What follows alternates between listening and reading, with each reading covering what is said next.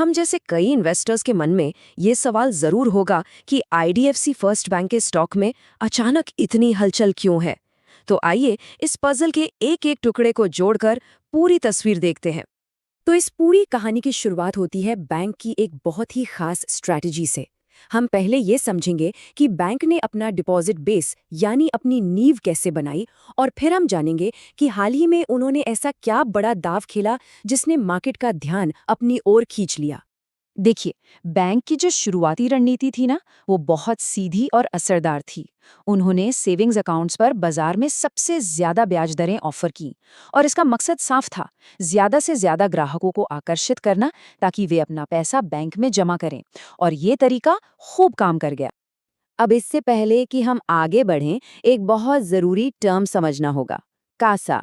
इसका मतलब है करंट अकाउंट और सेविंग्स अकाउंट। ये वो पैसा है जो लोग और कंपनियां अपने रोजमर्रा के लेन देन के लिए खातों में रखते हैं। किसी भी बैंक के लिए ये सबसे सस्ता फंड माना जाता है, इसलिए ये उनकी प्रॉफिटेबिलिटी के लिए बेहद जरूरी है। और उनकी ये स्ट्रैटेजी कितनी कामयाब रही, इसका अंदाजा आप इसी बात से लगा सकते हैं। आज बैंक के कुल जमा का एक बड़ा हिस्सा, मतलब 43% कैसा से आता है। आपको बता दें कि बैंकिंग की दुनिया में ये एक बहुत ही मजबूत आंकड़ा माना जाता है। तो अब जब बैंक के पास एक अच्छा खासा मजबूत डिपॉजिट बेस तैयार हो गया, तो उन्होंने अपनी रणनीति में एक बहुत बड़ा और कह सकते हैं कि चौंकाने वाला बदलाव किया। उन्होंने अपने बचत खातों पर ब्याज दरें घटा दी हैं। जैसे 5 से 10 लाख रुपए के बैलेंस पर जो रेट पहले 7% था, उसे सीधा 5% कर दिया गया। और इसी तरह की कटौती दूसरी बड़ी जमा राशियों पर भी की गई है। अब सवाल ये है, उन्होंने ऐसा क्यों किया?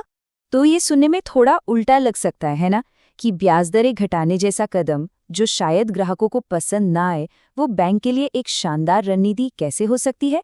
चलिए इसके पीछे का फाइनेंशियल लॉजिक समझते हैं। तो इस पूरे खेल को समझने की चाबी एक टर्म में छिपी है, कॉस्ट ऑफ फंड्स। इसका सीधा सा मतलब है कि बैंक को ग्राहकों से मिले पैसे पर कितना खर्च करना पड़ रहा है, मतलब कितना ब्याज देना पड़ रहा है। और मजे की बात यह है कि इस रणनीति का असर दिखना शुरू भी हो गया है। बैंक के कॉस्ट ऑफ फंड्स में हाल ही में 19 बेसिस पॉइंट्स की कमी आई है। अच्छा, ये बेसिस पॉइंट्स क्या है? देखिए, फाइनेंस की भाषा में 100 बेसिस पॉइंट्स का मतलब होता है 1%, तो ये एक काफी अच्छी गिरावट है। इसको अगर और आसान भाषा में समझें तो पिछली तिमाही में बैंक का कॉस्ट ऑफ फंड्स घटकर सिर्फ 6.23% रह गया। और जाहिर सी बात है, जब बैंक की लागत कम होगी तो उसका मुनाफा तो बढ़ेगा ही। तो देखिए ये पूरी चेन काम कैसे करती है।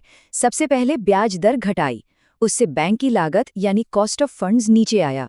इससे बैंक का नेट इंटरेस्ट मार्जिन, जिसे हम निम भी कहते हैं, वो सुधरा। निम का मतलब है बैंक अपने लोन पर जो कमाता है और डिपॉजिट पर जो देता है, उसके बीच का फर्क। और जब निम बढ़ता है तो उसका सीधा असर मुनाफे पर दिखता है। ठीक है, तो ये तो हुई एक बात। अब जरा बड़ी तस्वीर देखते हैं और उन दूसरे पॉजिटिव फैक्टर्स पर नजर डालते हैं जो इस तेजी को और हवा दे रहे हैं। और साथ ही देखेंगे कि मैनेजमेंट आगे के लिए क्या सोच रहा है। भविष्य को लेकर बाजार में 3 खास वजहों से काफी उत्साह है। पहला, मैनेजमेंट का अनुमान है कि उनका नेट इंटरेस्ट मार्जिन 5.8% तक पहुंच सकता है, जो कि काफी अच्छा माना जाता है। दूसरा, उनका माइक्रो फाइनेंस यानी MFI बिजनेस, जो कुछ समय से मुश्किल में था, अब उसमें रिकवरी के संकेत दिख रहे हैं। और तीसरा, दूसरे बड़े प्राइवेट बैंकों के मुकाबले इसका शेयर अभी भी काफी आकर्षक वैल्यूएशन पर मिल रहा है। ये जो MFI पोर्टफोलियो है ना, ये बैंक के लिए पिछले कुछ क्वार्टर से एक बड़ी चिंता का विषय था। तो ऐसे में जब मैनेजमेंट खुद सामने आकर कहता है कि बुरा दौर अब पीछे छूट चुका है, तो इससे इन्वेस्टर्स का भरोसा बढ़ना तो लाजमी है। और आखिर में बात करते हैं वैल्यूएशन की। भविष्य की कमाई के अनुमानों के हिसाब से इसका वैल्यूएशन मल्टीपल 1.5 गुना के आसपास है। आसान भाषा में कहें तो बाजार इसे इसके जैसे दूसरे बैंकों की तुलना में सस्ता मान रहा है, जिससे इसमें ग्रोथ की अच्छी खासी गुंजाइश दिखती है। तो पूरी बात का निचोड़ ये है कि एक स्मार्ट स्ट्रेटेजिक बदलाव और एक आकर्षक वैल्यूएशन, ये दोनों चीजें मिलकर ही इस मौजूदा तेजी को चला रही हैं। जब इसके मुकाबले के दूसरे बैंकों का वैल्यूएशन ज्यादा होता है, तो इसमें ग्रोथ की संभावना अपने आप बन जाती है।